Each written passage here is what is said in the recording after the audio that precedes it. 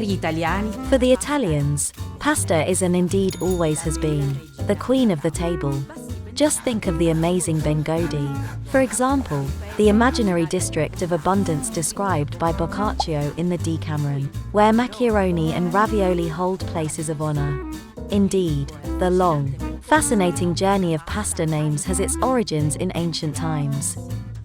Although the etymology of the word ravioli remains uncertain but is probably of northern origin, it is the meaning of macaroni that remains uncertain.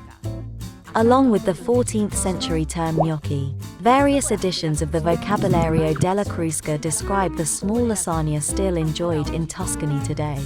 The word macaroni referred to short pasta with a hole in it, or also, more generally, any kind of pasta to eat with a sauce.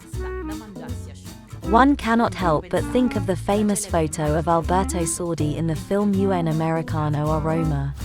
Many other pasta shapes date back to the Middle Ages, ones that even Dante himself may have savored. Just think of lasagna, currently a traditional Italian Sunday lunch meal, especially if served with ragu alla bolognese. Pappardelle or vermicelli, the latter is a true forerunner of spaghetti, which is definitely more modern. la prima testimonianza di As spaghetti. recently discovered, the first mention of spaghetti dates back to 1817.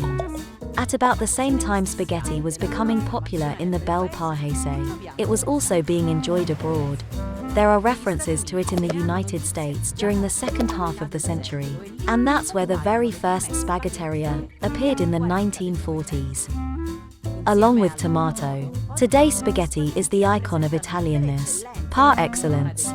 Yet this combination, which very likely originated in Naples, only started to spread as of the end of the 19th century. Final consecration of this union was actually down to Pellegrino Artusi. In recipe number 125 of Science in the Kitchen and the Art of Eating Well for Tomato Sauce, he considers it excellent when served with cheese and butter on pasta. First the cheese, then the sauce. Yes, indeed, this was only reversed in the 20th century. Moreover, for today's Italians, pasta must be served firm to the bite. That is al dente, to use an internationally known expression. This is down to the father of Italian home cookery, who, as per Neapolitan custom, suggested not cooking macaroni too much.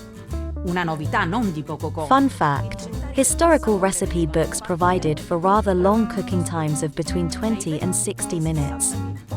Also, to Artusi's credit, he spread the preparation of many different specialities of stuffed pasta on a large scale. The most significant of these is capelletti from Romagna, the name of which comes from a word in Romagnolo dialect, caplet.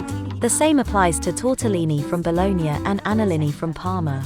All these names represent the tangible image of a gastronomic culture which, more than any other, finds its deepest raison d'etre in variety.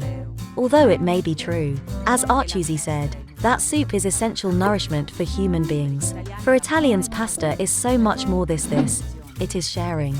It is family. It is home.